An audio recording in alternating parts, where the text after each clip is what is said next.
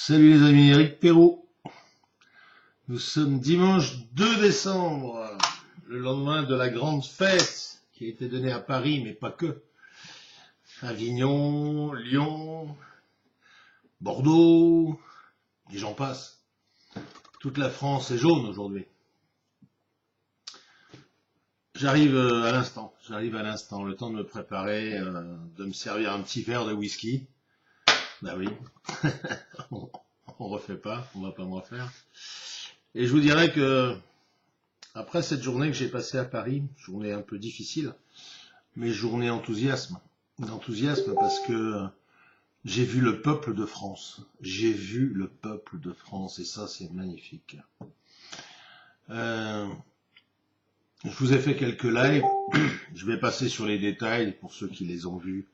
Ben c'est bien, ceux qui les ont pas vus, vous pourrez aller les voir. Et puis ce matin, je suis sorti de Paris, pas très tôt finalement. Alors pourquoi pas très tôt? Parce que cette nuit j'ai eu du mal à dormir et puis je me suis même réveillé, il était 2h et quelques du matin. Et je m'étais endormi avec la télévision, moi qui ne la regarde jamais. Et j'étais sur LCI. Et là je suis tombé sur un journal de LCI où il y avait un représentant, vous voyez ce que je veux dire, des Gilets jaunes. J'ai perdu son nom, mais on s'en fout. Et ce représentant s'exprimait vraiment, apparemment, au nom des Gilets jaunes de France, etc. Je dis, bon, bah, c'est bien, j'écoute. Et qu'est-ce que je l'entends dire? Que lui, de toute façon, les revendications des Gilets jaunes aujourd'hui, c'était 200 € de plus sur les minima sociaux, plus d'autres négociations qui allaient suivre, etc. Alors déjà, je vous dirais que heureusement que j'étais couché, sinon je serais tombé sur mon cul. Alors je sais pas d'où il sort celui-là. Et si vous avez l'occasion de revoir ce journal, donc qui doit dater donc d'hier soir, moi je l'ai vu, il était 2h45. Comme moi, vous remarquerez qu'à un moment le journaliste le tutoie.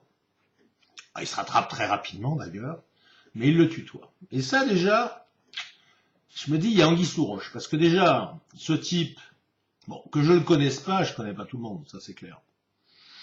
Mais ce type qui arrive en disant que finalement, toutes ces manifestations, c'est pour 200 € par mois en plus sur les minima sociaux, et qu'après il y aura d'autres négociations, je dis, mais je crois rêver. Faut le montrer du doigt, ce type. C'est un traître.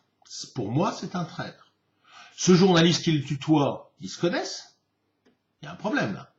Vous avez déjà vu un journaliste tutoyer quelqu'un, un invité comme ça? Qui vient soi-disant de Lyon, ou je sais pas où, de Besançon, je sais pas quoi? Non. Le tutoiement, ça n'existe pas. Il le tutoie pourtant. Ça pue. Alors bon, ça c'était l'anecdote, je dirais. Et donc ce matin, donc je suis sorti de Paris. Donc hier soir déjà, en rentrant, j'ai vu toutes ces voitures brûlées. Je vous dirais que ça m'a rendu triste. Parce que j'ai pensé aux propriétaires. Comme je vous l'ai dit, donc samedi quand je suis parti, vendredi quand je suis parti. Finalement, je suis pas parti en moto, je suis parti en voiture.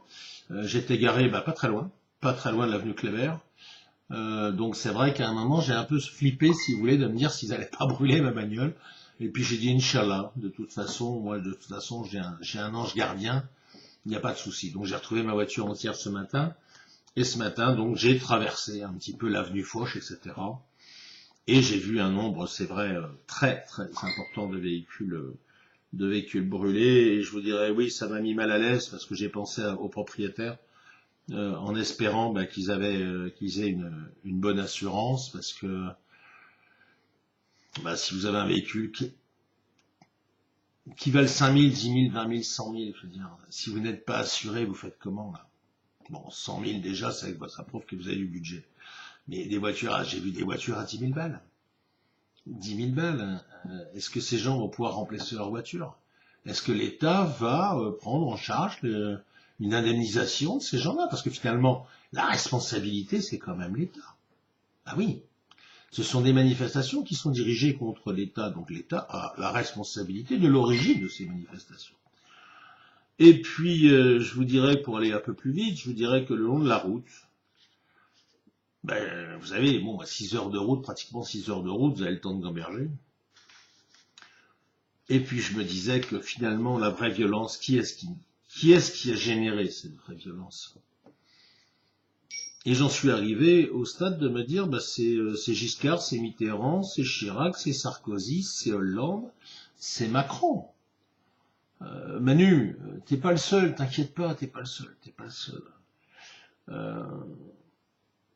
Quand on entend parler de milliards et de milliards et de milliards de détournements tous les ans, eh bien, ces détournements, c'est de l'argent qui ne rentre pas dans les caisses de l'État, et comme elle ne rentre pas dans les caisses de l'État, eh bien, c'est vous et moi qui devons payer plus d'impôts pour combler ce manque. Et je vous dirais d'ailleurs que sur l'autoroute, je me suis arrêté pour faire le plein, pour mettre un petit peu de gasoil. Et comme j'avais pas déjeuné, je me suis arrêté dans l'aire de stationnement et je suis allé prendre un café. Et là, je regarde l'enseigne Starbucks. Et la fille, je lui dis, mais donc on discute un petit peu des gilets jaunes, mais je lui dis, mais vous voyez, parmi les coupables des gilets jaunes aujourd'hui, il y a Starbucks. Parce que Starbucks, cette entreprise américaine qui nous donne des grandes leçons de morale, hein, parce que soi-disant, ils embauchent des migrants, hein, donc en cela, ils sont parfaits. Oui, sauf que ces gens-là ne payent pas d'impôts en France. Ils font ce qu'on appelle de la délocalisation ou de la défiscalisation ou de l'optimisation fiscale. Et cette femme, je lui en parle. Et elle me dit, oui, je sais. Mais je lui dis, vous inquiétez pas, vous êtes une salariée, vous avez besoin de bosser, je n'ai rien contre vous. C'est pas contre vous que j'ai. C'est contre vos employeurs. Et déjà, avant d'arriver là, ma réflexion était celle-là.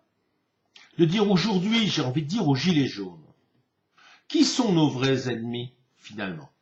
En dehors de toute la pléiade de présidents que nous avons eus, qui ont couvert, voire favorisé, le détournement fiscal, eh bien, ce sont toutes les entreprises qui, aujourd'hui, ne payent pas l'impôt en France.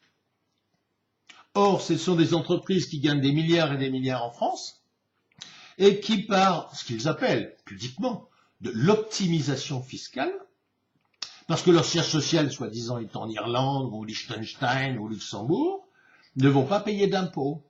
Donc, ils vivent grâce à nous. Eh oui, quand je m'arrête chez Starbucks et j'achète un café chez Starbucks fait une marge. Avec cette marge, il doit payer ses charges, ses frais, etc. personnels. Et s'il dégage du bénéfice, tant mieux. Et bien sur ces bénéfices, il doit payer de l'impôt. Et parce qu'il ne paye pas l'impôt en France, Starbucks, eh bien c'est vous, c'est moi, qui payons à leur place. Alors moi j'ai envie de vous faire réfléchir là-dessus pour les prochaines manifestations. Parce qu'il ne faut pas se tromper d'ennemis, parce que nous parlons là d'ennemis, moi je parle d'ennemis, parce que c'est une guerre aujourd'hui qui s'est enclenchée en France, mais pas que. Vous avez vu que l'Espagne suit, la Bulgarie nous a même précédé un petit peu, mais pas avec des gilets jaunes. L'Allemagne suit, la Belgique suit, les Suisses nous encouragent et ont tendance, timidement encore, mais à suivre. Alors déjà, dans un premier temps, c'est une guerre déjà européenne. Parce que toutes ces combines économiques sont couvertes et mises en place par l'Union européenne. Donc, parmi ces ennemis-là, il y a aussi l'Union européenne. Il ne faut pas s'y tromper. Et puis, je vous dirais que j'arrive ici tout à l'heure. Mon premier geste, évidemment, c'est d'ouvrir mon ordinateur. Alors, j'ai pas eu le temps d'aller voir vos messages. J'ai vu qu'il y avait de très très nombreux messages sur mes vidéos. Je les regarderai tout à l'heure. Je me suis fait un petit sandwich au fromage parce que j'avais un peu la dalle. Mais j'avais envie tout de suite, sur le vif, à chaud, comme ça, de vous parler. Pour la suite du mouvement, il faut absolument recentrer absolument les responsables, les vrais responsables. Les vrais responsables, pour moi, ce sont aujourd'hui donc les politiques, qu'ils soient présidents, députés, sénateurs. Ah oui, on a proposé quand même aux députés, aux sénateurs de mettre la motion de censure sur le gouvernement et d'éventuellement l'article 68 pour destituer le gouvernement. Ils ne l'ont pas fait. C'est-à-dire que ces gens pour lesquels on a voté ne nous écoutent pas, ils en ont rien à foutre, ils sont bien, et oui, ils sont à la gamelle, ils bouffent bien, donc je vois pas pourquoi ils le feraient. Nos autres ennemis, c'est les gens qui font de la défiscalisation à outrance. C'est-à-dire ce sont toutes les sociétés internationales et la liste, je vais essayer de vous la trouver pour vous la mettre parce que je sais elle est parue il y a déjà quelque temps. Toutes ces sociétés, françaises ou pas d'ailleurs, parce que vous savez aujourd'hui on est sur l'international. C'est-à-dire que même quand on parle de Total aujourd'hui, on dit que c'est une entreprise française, mais enfin il y a beaucoup de capitaux américains, entre autres, mais pas que. Eh bien, la justice sociale voudrait que, et moi c'est vraiment l'espoir que j'ai pour l'avenir de ce mouvement-là, ce n'est pas que la destitution de Macron et de son gouvernement, c'est une refonte de tout ce système-là, une refonte totale. C'est-à-dire qu'aujourd'hui, il y a des gens, si vous ne le savez pas, je vous l'apprends, qui jouent soi-disant ce qu'on appelle à la bourse. Ils ne jouent pas du tout à la bourse. Qu'est-ce qu'ils font? Eh bien, ils parient, c'est du pari, c'est la loterie nationale, ni plus ni moins, d'ailleurs qui vient d'être vendue d'ailleurs en grande partie par Macron encore, alors qu'elle rapportait de l'argent à la France. C'est des gens qui vont parier, par exemple, en disant, voilà, dans l'heure qui suit, le yen ou le dollar va monter ou va descendre. Ils parient là-dessus. Et si ils ont eu raison de parier à la hausse, par exemple, eh bien, ils vont récolter de l'argent. C'est-à-dire, c'est ni plus ni moins que les partouches, c'est le casino. Donc, c'est plus de la bourse. La bourse, à l'origine, c'est des capitaux que vous mettez sur des entreprises en pariant sur ces entreprises, leur permettant de rentrer ces capitaux-là pour investir et créer de l'emploi, pour créer de l'innovation. Ça, c'est la vraie bourse. Tout ce qui est à côté de ça, c'est de l'escroquerie. Eh bien là, c'est terminé. Il faut que ça s'arrête, tout ça. Ça n'est plus possible. Parce que c'est au détriment, de toute façon, c'est de notre détriment à nous. Voilà la révolution que je vois venir. Et je pense que nous en serons d'accord. C'est pas l'essence. L'essence, en plus, il nous mente. Il nous mente. Le gouvernement nous ment. J'ai écouté hier soir une émission. Le pétrole brut a baissé. Il est, je crois, de mémoire, pas dire de bêtises, il est à 53 $, alors qu'il était à 73 il y a 3 mois. Donc il a baissé. Est-ce que vous avez vu à la pompe la baisse du prix? Oui, le gouvernement apparemment a donné 2-3 ordres pour baisser un peu le prix du gasoil. Mais en parallèle, le gouvernement a dit de toute façon les hausses qui sont prévues en 2019 seront maintenues et nous allons maintenir le cap. Eh bien, j'ai envie de dire à ce gouvernement, vous allez maintenir le cap, eh bien, soyez assurés que les gilets jaunes vont maintenir le cap. Et puis, chose extraordinaire, parce que vous savez, dans la vie, vous faites des rencontres comme ça, vous avez des messages qui vous arrivent. Lorsque j'ouvre tout à l'heure mon ordinateur, je tombe sur un message, je ne sais plus qui me l'a envoyé, d'ailleurs, je la remercie, je ne sais plus qui c'était, qui m'envoie sur un lien. Et là, je tombe sur Kerry James, qui a priori, la dernière fois, n'était pas franchement mon copain, et qui a sorti un titre qui s'appelle Racaille. Je vais vous mettre le lien en dessous de la vidéo. C'est fabuleux. C'est fabuleux parce que tout ce que j'ai pensé, tout ce que j'ai réfléchi pendant ces 6 heures de route, eh bien, il dit tout dans sa chanson. Il dit tout dans sa chanson. Il a raison. Donc Kerry, je ne sais pas si tu m'écouteras un jour, bravo, bravo. Là, tu fais un titre qui me fait plaisir. Parce que tu dis quoi? Eh bien, tu dis exactement ce que j'étais en train de penser. Où sont les vrais racailles? Pourquoi finalement toute cette violence? Qui sont les vrais responsables? Parce que c'est ça. C'est à nous de montrer les vrais responsables. Et les vrais responsables, c'est ceux que je viens, entre autres, de vous énumérer. C'est à cause de ces gens-là qu'il y a aujourd'hui des vieux qui vivent avec 600 balles par mois, et encore. C'est à cause de ces gens-là que j'ai vu, moi, dans Paris, et j'ai fait une ou deux photos, d'ailleurs, dans les abris des Autolib. Et mon pote, d'ailleurs, Momo m'a dit, mais ça fait au moins 2 ans que, je crois 2 ans, il m'a dit, que ça existe. Ils avaient fait des beaux abris très modernes, en rond, avec du verre, etc., avec des banquettes, pour, voilà. Eh bien, aujourd'hui, c'est des abris pour SDF. Alors, encore une fois, j'ai rien contre les migrants. Mais quand on achète des hôtels F1, entre autres, quand on équipe des châteaux, quand on équipe des anciennes casernes de gendarmerie, pour accueillir les migrants, et que l'on autorise de voir des gens encore dans Paris dormir dans des abris de fortune, on est coupable. On est coupable. Et cette culpabilité-là, on va vous la faire payer. Et le vrai sentiment, la vraie finalité des Gilets jaunes, c'est ça. C'est de retrouver de la justice sociale. C'est de retrouver de l'humanité. Ce que vous avez oublié, apparemment. Ou peut-être jamais connu. Voilà les Gilets jaunes. Voilà mes Gilets jaunes à moi. Voilà ce que moi, je veux demain pour les Gilets jaunes, et pas comme ce petit con, là, qui vous réclame 200 € par mois. Une aumône. Une aumône. Par rapport aux 1000 milliards de détournements par an. Parce que c'est ça. Et voire plus. Parce que ça, c'est ce qu'on nous annonce. Donc, non, ça suffit. Ou 800, je sais plus. Enfin, peu importe, on s'en fout. C'est des milliards. Si ces milliards n'étaient pas détournés aujourd'hui, par ces entreprises, parce que ce sont les entreprises, eh bien, elles pourraient donner le meilleur salaire à tout le monde. Et je vous dirais même une chose, c'est que ce sont des gens qui sont des abrutis. Oui, des abrutis. Parce que si demain, le minimum de salaire, et je dis bien le mini, moi en 2000, je donnais 1500 balles pour 35 heures à mes salariés en 2000, qui était pour moi le minimum pour vivre, pour pouvoir vivre. C'est-à-dire qu'aujourd'hui, le SMIC devrait être à 1800 €. 1800 €. Si demain, le SMIC est à 1800 €, qu'est-ce qu'on va faire? Eh bien, on va retourner manger au restaurant. On va pouvoir prendre un petit peu des vacances. On va pouvoir changer notre voiture qui consomme du 15 litres au 100, qui est un vieux diesel, qui n'est pas dépollué. Eh bien oui, on va faire un geste pour la planète. On va pouvoir investir dans une voiture.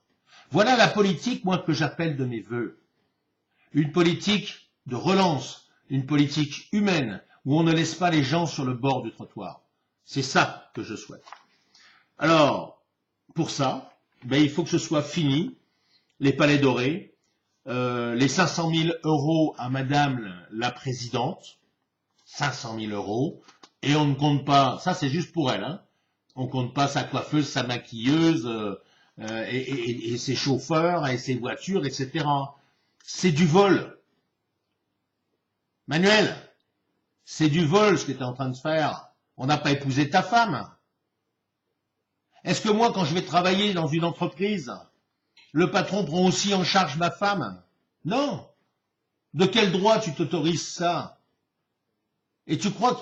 Et après, tu viens nous dire, oh, je viens d'arriver d'Argentine, je suis allé voir, oh, les dégâts, non, mais c'est lamentable, c'est scandaleux. Non, le scandaleux, c'est toi.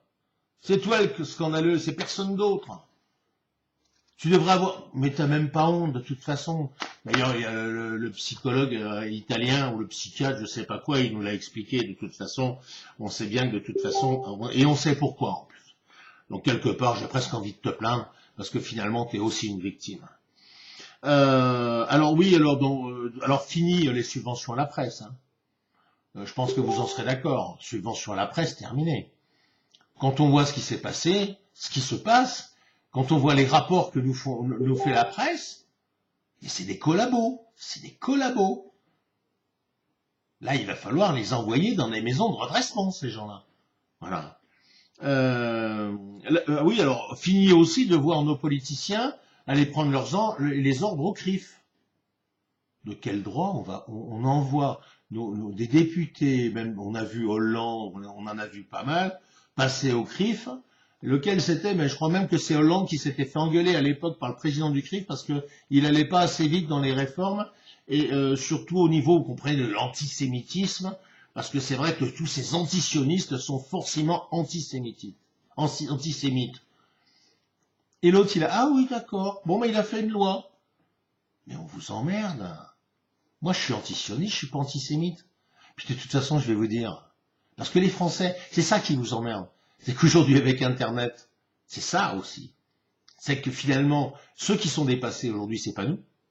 Ceux qui sont has-been, c'est pas nous. C'est vous, les politiques. Parce que vous n'avez pas compris qu'aujourd'hui, les Français, avec Internet, ils apprennent des choses. Ils apprennent les vérités. Et ça, vous l'avez pas intégré dans votre programme. Et là, je pense qu'avec les Gilets jaunes, vous allez l'intégrer. Voilà. C'est fini, hein, les moutons. C'est fini. Il y en a encore un peu, hein. Mais vous allez voir qu'il y en aura de moins en moins. Apparemment, il y a 80% des Français qui sont pour le mouvement des Gilets jaunes, hein. Voilà. Et puis c'est pas en nous montrant, soi-disant, sous l'Arc de Triomphe, des casseurs ont tagué l'Arc de Triomphe, etc. Oui, bon, déjà, ça leur appartient, ça ne vous appartient pas, c'est à la France, premièrement. Ils ont cassé quoi? Oui, ils ont cassé la boutique. La boutique, hein, où vous vendez des machins, je sais pas quoi, enfin des t-shirts, des merdes, etc. Hein, du genre l'Élysée qui vend des mugs. Hein, et en plus qui triche sur le label voilà, de fabrication. Mais ce que ne dit pas la presse, hein, c'est que tous ces gilets jaunes, et moi je les ai vus, ils se sont mis autour de la flamme du soldat inconnu, où il y avait des gerbes qui étaient dessus. Ils les ont mis pour les protéger des forces de l'ordre. Et ils ont chanté la Marseillaise en chœur. Ils n'ont pas touché une dalle. Ils n'ont pas touché les fleurs qui étaient posées là. Ils les ont protégées. Alors oui, ils ont cassé la boutique, c'est pas bien. Oui, ils ont tagué. Ben oui, ils se sont exprimés, parce qu'on les empêche de s'exprimer. Moi, vous savez, sur les vidéos, je vous l'ai dit, à un moment, je me suis fait coincer par les CRS, etc. Et je leur ai dit, mais attendez, je veux circuler. Et ils m'ont dit quoi? Ils m'ont dit, mais monsieur, fallait pas venir. Mais monsieur, je suis français. Je suis français, en France. J'ai le droit d'aller où je veux, quand je veux. C'est pas vous qui allez m'en empêcher. Et je sais que cette phrase, ils l'ont sortie à tout le monde. Il fallait pas venir. Alors vous allez vous prendre du gaz dans la gueule. Ben non, je suis désolé. Donc il y a des touristes japonais, là, et en plus, qui nous ont soutenus, qui se sont pris aussi du gaz dans la gueule. C'est bien ça. En plus, vous balancez des munitions qui sont interdites au niveau international. Ben oui, il y a du C4 dedans. Il y a du C4. Vous vous souvenez, la ZAD, ce gamin qui s'est fait arracher la main? Et vous continuez à nous en balancer sur la gueule? Alors les criminels, c'est qui? Les racailles, c'est qui? C'est vous? C'est pas nous. Voilà. Oui, donc voilà, les subventions à la presse, les politiques, l'impunité des puissants. Ah oui, l'impunité des puissants, ça faut arrêter aussi. Les interventions militaires à l'étranger. Stop. Stop. Je suis désolé. Pourquoi on envoie des commandos au Gabon? Pourquoi? Parce que tout d'un coup, le fils Bongo, il est plus d'accord avec la politique française, il veut se tourner vers quelqu'un d'autre? Et alors? C'est bien, vous défendez les intérêts français, mais au détriment du peuple gabonais. Et moi, le peuple gabonais, je le respecte. Donc, j'ai pas à intervenir. C'est à lui de décider. C'est pas à la France de décider. Donc, encore une fois, on revient à cette histoire de France-Afrique. Voilà, il faut dire stop. Et encore une fois, j'appelle les Africains à virer tout le monde. À virer tout le monde. Vous avez des richesses, vous avez un sol extraordinaire. Faites monter les enchères, au contraire. Arrêtez de vous plier aux ordres de petits présidents français qui vous envoient l'armée, qui vous menacent, qui assassinent d'ailleurs aussi. Hein, des présidents qui ont été des présidents vraiment pro-africains, ils les ont fait assassiner. Et moi qui suis français, je vous dis, moi, refusez ça. Refusez cette ingérence. Mais quelle qu'elle soit. Que ce soit la Chine, Poutine ou Trump, on s'en fout. Oui, alors un petit mot quand même, parce que alors j'ai pas pu les prendre mais je crois que j'en ai parlé sur une de mes vidéos, hein, sur un live. J'ai pas pu les prendre en photo parce que bon, j'étais un peu mal. En plus, j'étais en train de saucissonner de gilets jaunes. Mais oui, j'ai vu des groupes de flics déguisés en gilets jaunes. Hein, ça c'est clair. Vous pouvez pas nous dire que c'est pas vrai. On vous a vu. Et apparemment, alors j'ai pas eu le temps de voir. Apparemment, j'ai eu un lien où on m'a dit que vous avez même été filmés, vous les flics, en train de vous changer dans vos camions et de vous déguiser en gilets jaunes. Bon, voilà, donc oui, voilà, faut arrêter avec les mensonges de la presse, les programmes TV de merde aussi. Oh là là, ouais, hier soir pour m'endormir, j'ai regardé une émission sur les animaux, sur les singes, sur la voix des oiseaux, sur leur façon d'échanger, etc. C'était beaucoup plus intéressant que toutes ces autres conneries qu'il y avait sur les autres chaînes. Et quand je pense qu'on paye en plus des chaînes nationales pour nous passer des conneries, des feuilletons à la con, etc., c'est dramatique. Et puis en plus, voilà, je tombe sur LCI. Et moi, j'aimerais bien quand même qu'on fasse une enquête. Je sais pas comment il s'appelle, Salvador ou un truc comme ça, ce type.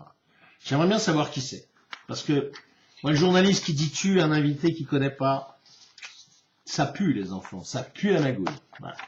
Bon allez, je vous laisse. Je vous mets le lien de Kerry James parce que franchement, moi, cette chanson, top, top, top.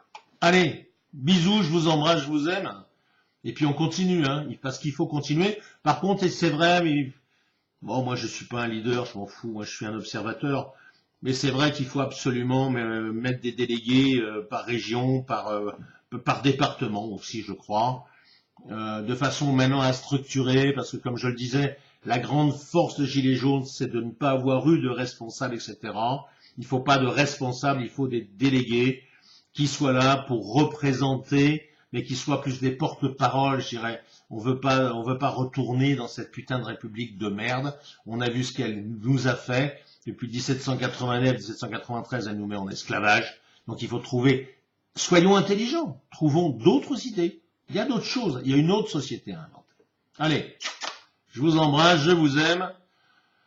Et, je suis nain, je crois que je vais aller me coucher. Non, je fais du boulot, je vais aller voir vos messages. Allez, ciao, à plus.